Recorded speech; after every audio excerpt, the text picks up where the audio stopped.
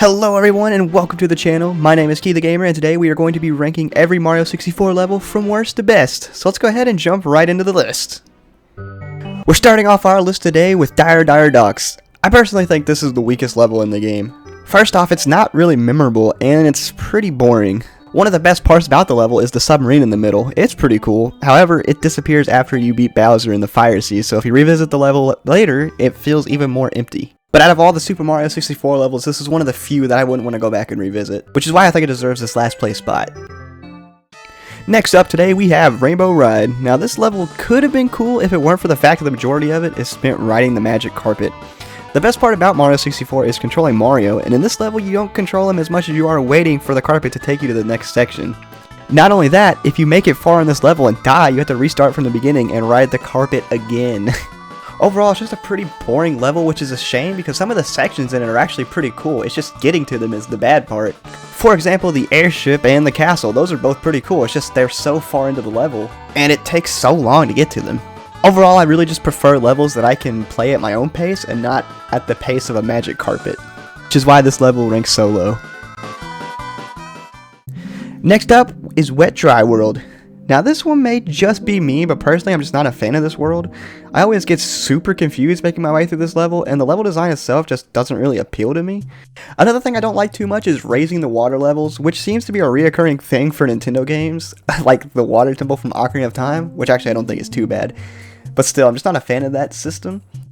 I will say though, this level isn't all bad. I do like the atmosphere of the level as well as the music. It gives off an eerie vibe that makes the level more interesting. Another cool thing is the skybox. It also adds to the creepiness of the level. I just wish I enjoyed playing the level more than I did. Our next level is Snowman Land. Now, I'm not a big fan of snow levels in video games, which is the main reason why this one ranks so low. But this level does have some stuff I do like. One thing I like is the ice block puzzle close to the start where you have to find your way through it to get a star. I thought that was pretty cool. Plus, I also like the ice bully fight. Even though the slippery ice you fight him on can be annoying, he's still a fun fight. Another cool thing is the main set piece of the level being the huge snowman in the middle. I think that's pretty cool. But my biggest complaint with this level is getting to the top of the snowman and hiding behind the penguin to not get blown off. I had so much trouble with that, and it might just be me and it may just need to get good, but it was so frustrating. But overall though, this level isn't bad, but it also doesn't have anything too crazy. Next up we have Tick-Tock Clock. This is one of the more challenging levels in the game, at least it was to me. It does have one of the coolest concepts, however, being that whatever time you enter the level determines the speed everything in the level goes, which could make this level easier or significantly harder. But the level itself can be kind of frustrating. My biggest complaint being the camera. For some reason, the camera never wants to cooperate and it makes the level way harder than it needs to be. Another gripe I have is similar to Rainbow Ride, and which is one wrong step you make, you could fall all the way back down to the bottom of the level, but honestly that could just be a skill issue. I do however like the way the level looks. It feels like you're actually in a clock, which is pretty cool, and that helps redeem this level from all the rest of the negatives. But overall this level's not too bad, I just don't think it's that great either, which is why I put it where I did. Our next level is Hazy Maze Cave, and this one ranks high because of the blue sea creature Dory. But seriously, this is a pretty decent level with some cool areas. One of my favorite being the open area with the water and the sunlight shining in. It's one of the most memorable areas in the game for me. That's one of the big things that makes this level stand out is its atmosphere. It really feels like you're in a cave and you can easily get lost, which makes sense considering the maze in the name.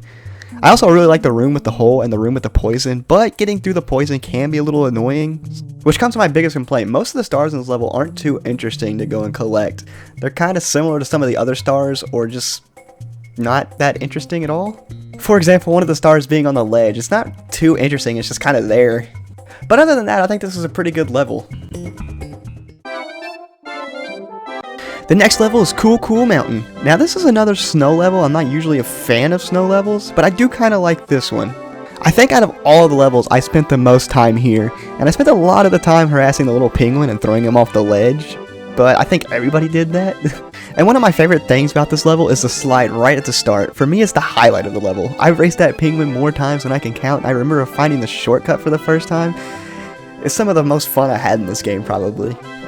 I will say though, one of my biggest complaints about this level is probably just navigating the mountain itself. It can be kind of complicated sometimes, and it's easy to just slide off the edge, especially if you fall. so that kind of lowers level, but it's not by much. I do think it's a pretty good level, especially considering that you get to it so early, which is why I put it where I did. Next up, we have Jolly Roger Bay. This is another really good level considering how early you go there. This level has some really cool stuff. Some of my favorite being the sunken ship at the bottom and the eel. As a kid, that eel used to terrify me. Also, some of the stars in this level are really fun to collect. I really like the star where you had to get it from the eel's tail. I thought that one was really fun. But I think my favorite thing about this level is the atmosphere. You really feel like you're alone in another world, and the music really adds to it. I love the theme in this world. It just adds the overall unique feel, which is why I placed this one as high as I did. The next level is Tiny Huge Island. I might be the only one who ranks it this high, but I really like this level. The main reason I like it so much is because it reminds me of World 4, I believe, and Mario 3, which is one of my favorite Mario games. Everything is bigger in that world too. I just find it super interesting to see all the enemies that used to be small become huge. Another thing that really stands out in this level is the really big fish that kind of hangs around too. He kind of reminds me of the fish from Banjo-Kazooie's second world, which I can't remember what he's called. I think it's like Chomper or something, which I think is pretty cool. You kind of want to stay away from him and kind of adds more tension to the level. I will say though, my biggest complaint is that the level itself isn't too big. I wish they would have done a lot more with it, and if I want more of something, it must be good. Next up, we have Tall Tall Mountain. Now this level has some really fun stars, and it's pretty memorable. I love making my way to the top of the mountain and collecting all the stars this level has to offer. I also really like the way the level looks with all the tall mushrooms that are all around and the waterfall near the top. It's just really fun to explore. Although I will say my one complaint is that dumb monkey at the top. I hate when he steals my hat, but it's just a minor complaint. Another thing I like about this level a lot is the difficulty. It's not too difficult, but it's also not easy either. I think it's like the perfect balance. But all in all, this is a great level, and the only reason it isn't higher is because the next levels are even better. The next level is Big Boo's Haunt, and I'm going to say it right off the bat. This level has the best atmosphere in the game. I love when games add in creepy levels, and this one is a perfect example. It's already cool that you get to explore a haunted mansion, but what makes it cooler is you're inside a birdcage. It's definitely unique in that way. And we can't forget about the creepy teeth piano that always gave me nightmares. But not only is the atmosphere great, it's also fun to explore the mansion. It has some really fun stars to collect. In fact, it has one of my favorite stars in the game, which is to defeat all the little boos to summon the big boo boss. I think that one's really fun.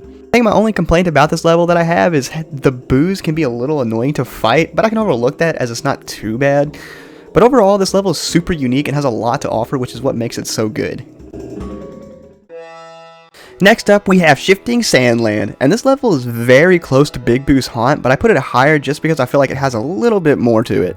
Now, I usually don't like desert levels in video games, similar to ice levels, because they're usually boring to me, but this one is the complete opposite. It is tightly packed and full of stuff to do, and when you think you've seen it all, you go inside the pyramid for what feels like a whole nother level. This level also has one of my favorite stars, which you get by defeating the two hands with eyes. I just love fighting bosses in this game, and I just wish they had more of them, but it just makes each one you fight even more special. This level can also be pretty difficult at times, but not enough to be annoying. Personally, I think it's the perfect amount of difficulty. This level just has so much going for it that I had to put it higher on the list. Our next level is Bob-omb Battlefield, and this is the perfect starting level for a 3D platformer. It's open enough for you to test the movement of Mario, it's full of fun stars, and it's got a fun first boss. My favorite thing about this level is the variety in the stars. You have your first collect red coin star, you got the racing Koopa stars, both of these reoccur in later levels, and then you have the star where you free the chain chomp and you got the King Bomb boss. There's just so much to do. Honestly, whenever I think of a 3D platform level, I think of this one. It's just so memorable, especially the theme, which is still a banger today. But I think there are two more levels that surpass it. Taking second place is Whomp's Fortress. This to me is just as memorable as Bob-omb's Battlefield and just as fun. But I slightly prefer this level. I think every star in this level is fun to collect and the level design is so fun to get through. Plus it has the fun Whomp boss that once you defeat unlocks the tower, which is more level, albeit kind of small. It's still pretty cool. I don't have much more to say about this that I didn't already say about Bob-omb Battlefield. It's just a really fun level to go through, which is why I think it deserves a second place spot. Lastly, we have Lethal Lava Land, my favorite level in Super Mario 64. I love everything about this level, the great atmosphere, the fun stars, the great theme, the boss fights with the bullies and everything. I consider it to be nearly perfect for a 3D platformer.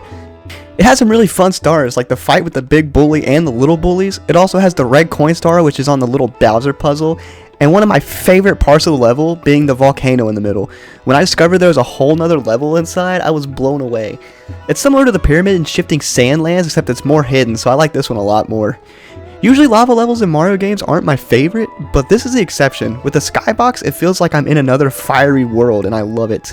To me, this is the best Super Mario 64 level, which is why I put it at number 1. Do you agree with this list? Let me know how you would have ranked these in the comments below. And if you enjoyed this video, consider subscribing, and as always, thanks for watching.